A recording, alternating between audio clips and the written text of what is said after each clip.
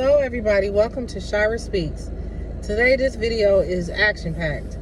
It is fully action-packed. So to my understanding, there's going to be a full moon tonight, and today at the homeless shelter, I have never seen that homeless shelter in such an uproar and frenzy as I did today. I do want to do an update first and foremost up on the unstable homeless woman that I reported to CPS. So today, CPS came in. A woman walked in. She quietly walked up to me and asked me for that girl, the name of the girl that I reported, right? So she said, "Is she here?" I said, "Give me a second. Let me go look and see."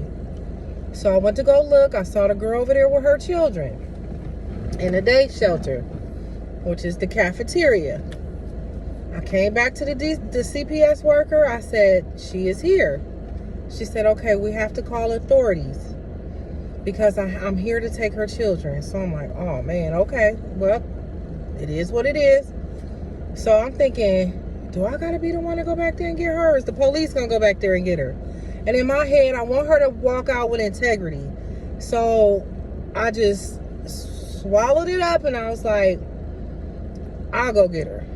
I'll go quietly get her and calmly go get her as we, so let me do that.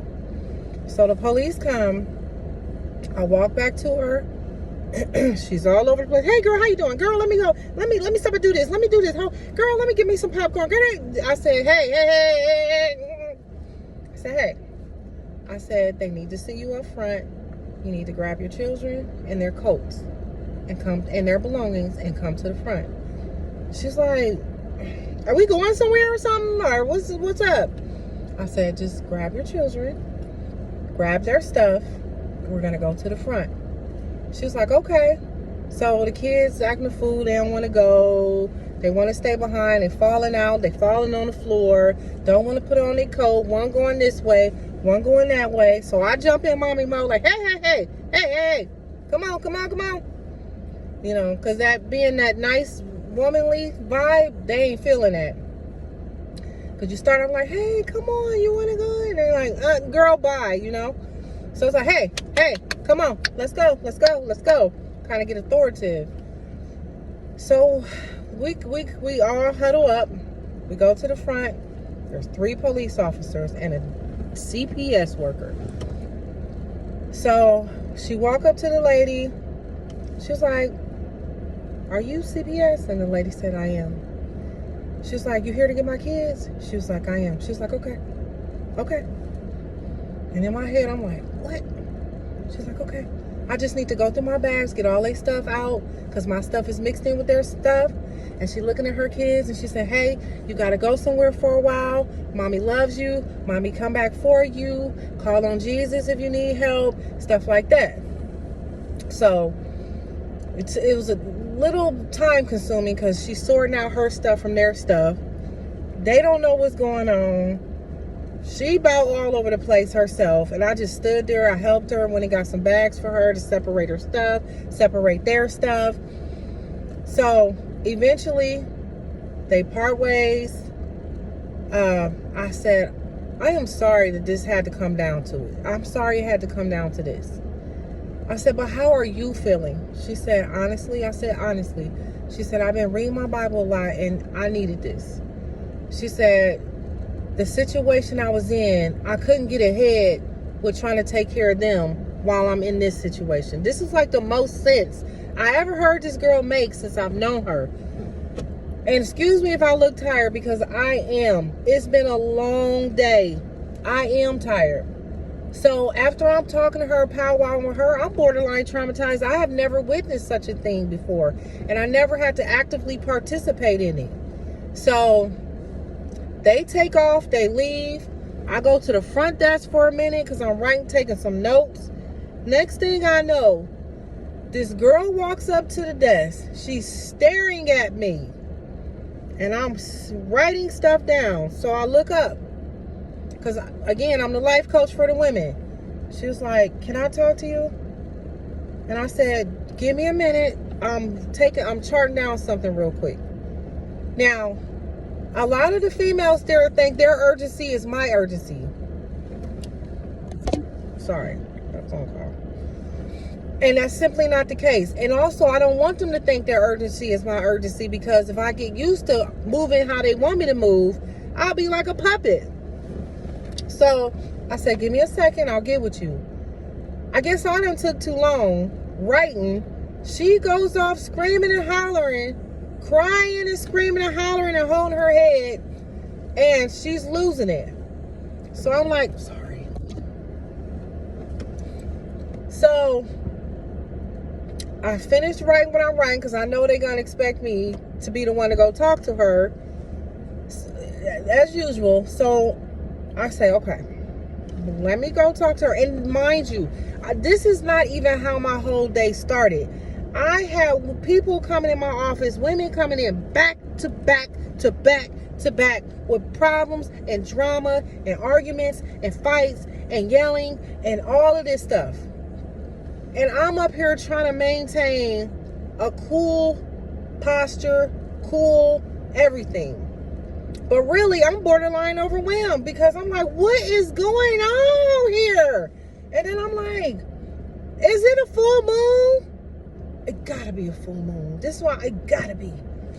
So I hear a man say, you know, it's a full moon tonight. And I'm like, it makes sense. So I go talk to the girl. She don't want to talk to me now. Apparently, I'm about 30 seconds out of her time frame. So she's like, I don't want to talk to you. I don't want to talk to you anymore. You know what? Okay, fine. But you can't be up in here yelling and screaming and going crazy, because they'll put you out. I'm the one who's going to come over here and calmly try to navigate with you through this. So she calms herself down. I go back to the desk. Really, I should have went in my office. I go back to, I guess God was calling me to the front desk today. I go back to the front desk. A man comes in, a bloody eye, a busted up face, a bloody lip, going crazy, going nuts. I don't even know what's going on. But we still got a couple of the police officers from the CPS workers still there. The CPS lady gone. The police officer kind of lagged behind a little bit. And then as this man's going nuts, another man come from out of the cafeteria saying, they don't know about me. You better get them. You better get them. You don't know about me. I'll do it. He acting a cold fool in front of the police officers. So one in front of me acting a fool. Then one coming to the side of me trying to tell me his story. And one in front of me, they talking to me at the same time. About two different incidents. Like the one that got the busted up face, that's not even from this guy. He got a whole nother situation going on in the cafeteria. So I'm sitting up here, my brain is trying to process what the heck is going on. So I'm like, I'm going back to my office. I'm going to get tucked away. So the police officers come and talk to them. One guy get kicked out. The other one get taken out. And then I get an email saying, Shira, there's a girl she's probably going to come over there. She's not supposed to be there. She got a warrant for arrest. If you see her, let her know that she can't be there. And just so happened, the doggone girl walks in the door. And I'm like, oh my God, I ain't ready for this. So I'm like, excuse me, what's your name? And she tell me her name. I'm like, yeah, we need to talk to you. So now she getting wrapped up and taken out of here. Then a girl with one arm, just one arm comes up next. I mean, they lined up. They lined up like this a food bank or a soup kitchen for me. What is going on here? She got one arm. She's like, do you think you could find me a rolling suitcase? I got all these bags. And you see my situation. I'm like, okay, I'll go find you some bags. A rolling suitcase. I goes up to find this girl. By the grace of God, somebody left their stuff there and never came back and got it. So I emptied all their stuff out, wiped the suitcase down with Lysol wipes to get this girl a rolling suitcase. I go back and give her rolling suitcase. Then a girl come up to me and she's like, I have a problem with this girl over here because she said this and this, that, and that. So I pulls them in my office. I pulls them in my office for conflict resolution. They both upset, mad at each other. They got all this beef. It never been addressed. Finally, we hash it out. Great, cool, bye. So then I get an email, Shira, there's a such and such there who's been acting racist. Be on the lookout for her because she's been causing problems. So I'm like, look out for her for what? I'm just about to I don't want to be bothered with nothing else for a minute, to be honest. So guess what? As the day would have it, about 10 minutes later, she walks in. I said, hey, such and such, can I talk to you? Can we go to my office? Just talk for a minute. She was like, for what? And she's a white lady. I said, because I said it's been brought to my attention that I need to have a conversation with you, and I'd rather talk to you in person and not in front of everybody. I will not come talk to you. We in a homeless shelter, by the way. She talking to me like we in Beverly Hills, and I done showed up at her door to see if she want to buy some candy or something. I will not talk to you. If you want to talk to me, you talk to me out here. I don't go in people's offices. I said, listen, mind you, I done already been up to here because I had a long day. Yep. This is the shower you getting today. So I'm looking at her in my head. I'm debating on how I want to handle this because my brain going in different directions and how I want to come at this girl. So, and I'm trying to have emotional intelligence at the same time. So I said, we gonna go in my office and talk. I'm not talking to you in front of everybody out here. I'm not. I said, well, you can leave. Listen to me. You will not be giving me this type of attitude up in here, and I'm just having a civil conversation with you. You can leave. And she was like, who do you think you are? Girl, you just don't know. Get it. Go. You gotta go. You gotta go. You gotta go. Get out. Bye. Because the aggression in her face and her posture, the way she was kind of want to step to me, the security put her out. I called my manager, tell her what's going on. They said, okay, she had to go anyway. She had an episode last night. She got to go. Okay, great. So finally, I settle down and I go to my office and I drink some water and I'm just like, Lord, what kind of day is this? What is going on, Father? And then I get a phone call. Shira, there's a girl here who feel like she's been trafficked, and she won't talk to me because he a man. She won't talk to me because she think I might be a part of the trafficking, and she just want to talk to somebody who's going to understand that she been trafficked. And I'm just sitting up here like, I am not a therapist, a mental health counselor, none of that. I'm just supposed to be signing you up for the program, telling you how the program go, give you some good advice, some encouragement, pray for you even. And that's going to be that. But I wear many, many hats, and I take them off to put on a different one. I'm going to need a raise, by the way. I'm going to need a raise. I need a raise, Lord. You heard it first. The girl come in my office. She holds her head down. She was on some exorcist type. She lifts her head back up. Her hair flew out. And she just got to talking so fast, 50 miles an hour. She done been trafficked. She just came from a mental health hospital. Her dad done beat her up. He done pushed her down in the snow. It's cold outside. Her toes are frozen.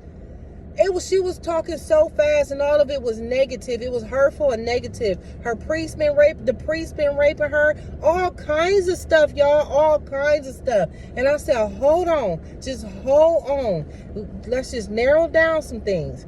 So I talked to her. She's like, you think I'm crazy, don't you? It doesn't matter what I think.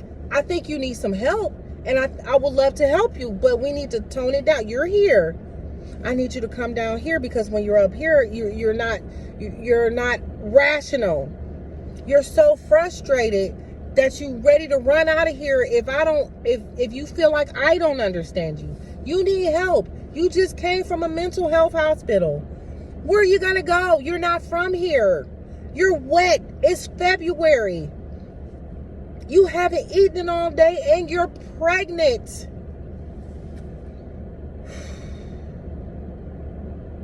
So I said, do you believe in God? She's like, I do, but God got me here. He put me here. I said, do not blame God. Do not blame God for you being here. I said, sometimes our actions has led us to where we are. And sometimes it's outside of our control what happens to us. I said, but if you believe in God, know that God is going to help you. He's going to get you out of this situation. He's going to do it. And she was like, I don't see how. Sorry, my phone. I don't see how nobody's willing to help me. I said, have you ever heard the story about that man who was stranded on the top of his house during a hurricane? And he said he wanted God to help him, and all these different forms of help came, and he was telling him, nope, you're not God, I'm waiting on God. And eventually he died, goes to heaven. And he said, God, why didn't you save me? And God said, I sent 3 different people to come to you, and you rejected them. I said, don't reject me. I'm not like them. I don't know who all you dealt with, but I care about how you feel. I am listening to you, and I'm trying to figure out how we can help you. And not only that, I said, but how? I said, we can pray. We can ask God for divine intervention. God loves you. Your story is not over. You know, so talking sense into this girl, she ready to leave. Then she stopped. She looked at me. She said, she bust out crying. She said, can I hug you? I said, of course. Come here. I'll probably need a hug after my day. So she laughed a little bit. I said, just hang in there. Just hang in there. I will be back tomorrow, Lord willing. We will tackle this together. It's going to be all right. You just got to believe. It's going to, I said, joy, weeping may endure for the night, but joy cometh in the morning.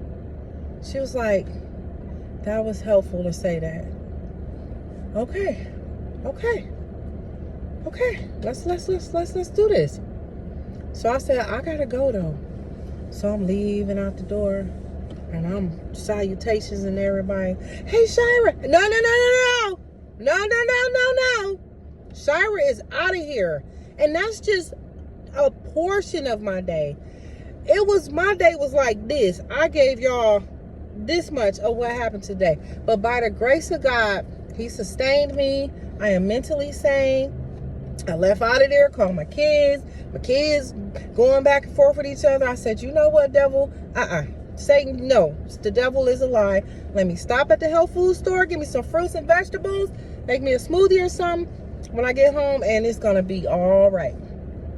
So yep, that's what happened today. This is Shira Speaks. May God bless you all. Good vibes, good energy your way. And I'm out. I am out. To be continued.